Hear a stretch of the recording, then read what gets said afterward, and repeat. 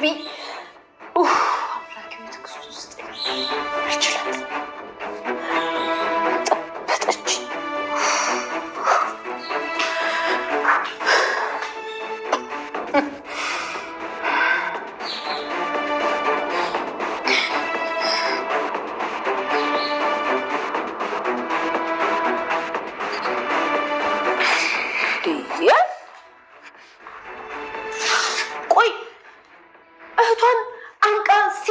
ገደልቻት ለማስባል ነው እንዴ ቤት ድረስ የመጣሽው?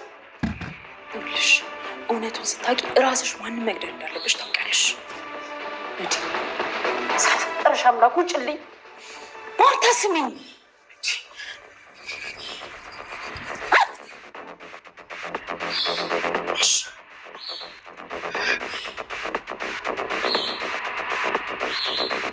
የዴኒ ውጤቱን ተመልከቹ። የሰላም ልጅ አባት ደረጀ ነው። ይህንንም ስለማቅ እርቃኔን ቪዲዮ ቀረጸኝ። ከዛም እንደሚለቀው ነገረኝ። ይህንንም ስለነገርኩሽ ቪዲዮ እንደሚለቀው አውቃለሁ። የፈለገውን ያድርግ ይልቀቀው። አንድ ነገር ብቻ ግን ላረጋግጥልሽ፣ የሰላም ልጅ አባት ደረጀ ነው።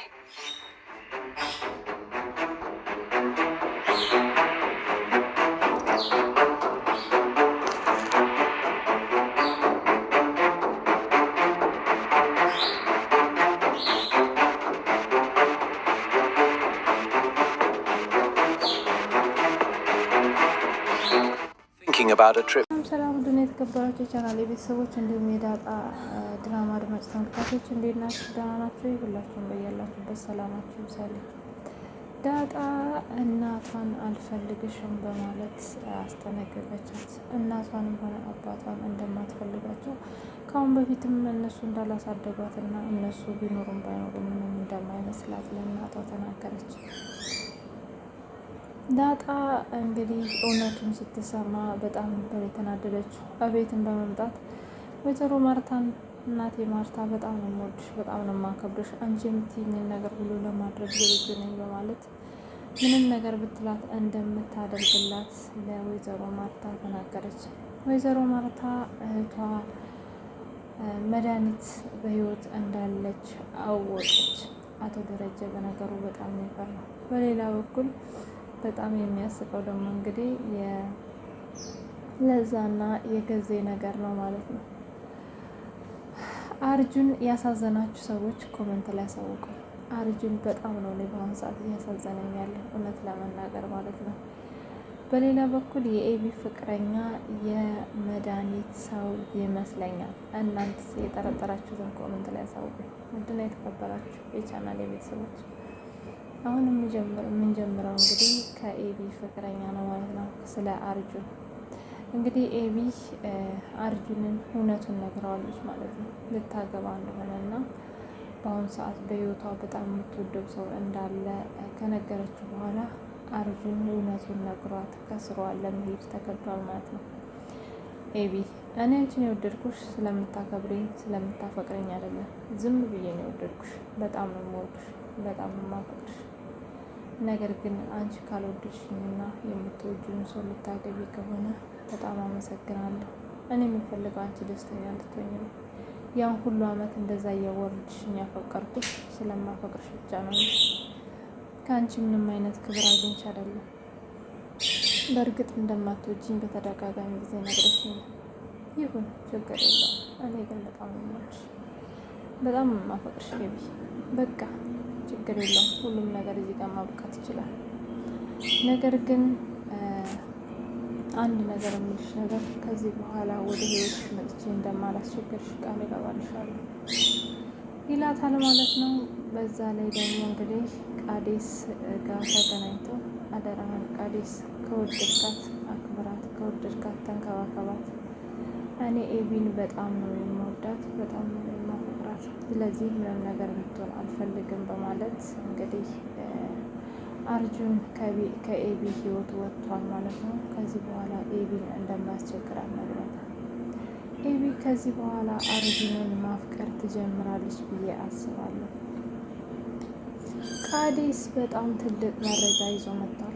እሱ ምንድን ነው እንግዲህ ወይዘሮ መድኃኒት ያለችበት ሆቴል ያጎቴ ነው በማለት ለወይዘሮ ማርታ ነግሯታል ማለት ነው።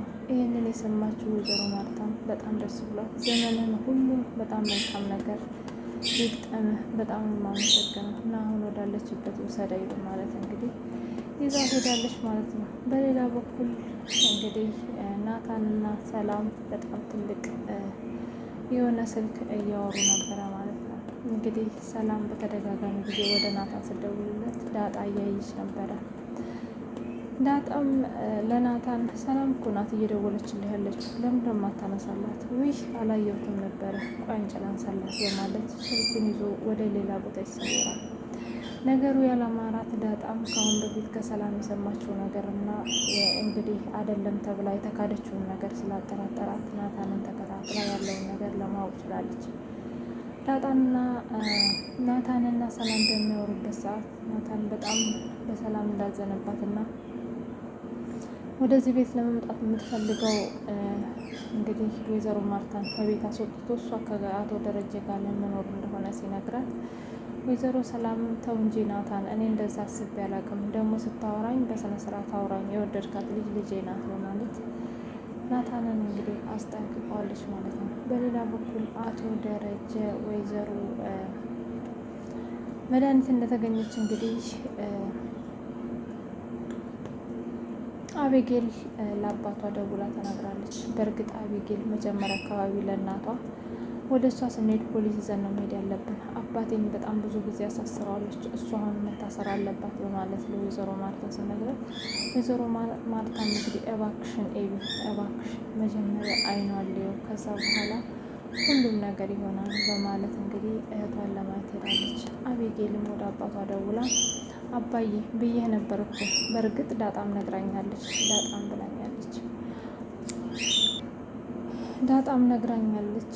አላደለ አየህ አይደለ ቃዴስ መድኃኒት ያለችበትን ሆቴል ያውቀዋል፣ እማዬን ይዟት ሄዷል በማለት ለአቶ ደረጀ እንግዲህ ደስታውን ስታበስረው አቶ ደረጀም በጣም ደንግጦ ምንድን ነው የምትይኝ? መድኃኒት ተገኘች? የት ነው ያለችው? ግን እኮ ስልኳ አይሰራም ይላል። አሁን ባየ ስልኳ አይሰራም፣ ነገር ግን መድኃኒት አለች፣ አሳስራታለሁ፣ ታያለህ የኔ ልጅ ታደርጊዋለሽ። ነገር ግን መድኃኒትና ማርታ መገናኘት የለባቸውም።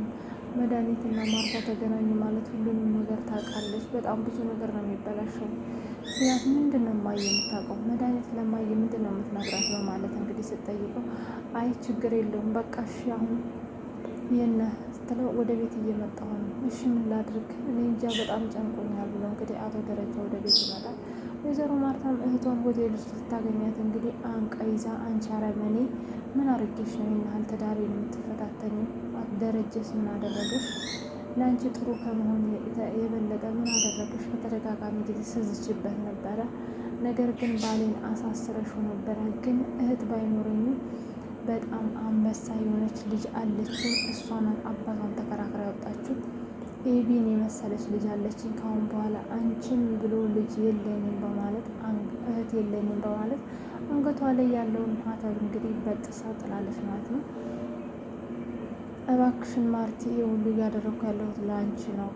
እውነታውን ስትረጂ ማንን መግደል እንዳለብሽ ታስቢያለሽ። እባክሽን ማርቲ ተረጋጊ ስትላት ካሁን በኋላ መድኃኒት አይንሽን ለማየት አልፈልግም፣ ወደ ህይወት የተመልሰሽ እንዳትመጪ፣ አንቺን ብሎ እህት የለኝም በማለት እንግዲህ ትታ ሄዳለች ማለት ነው ሆቴሉ።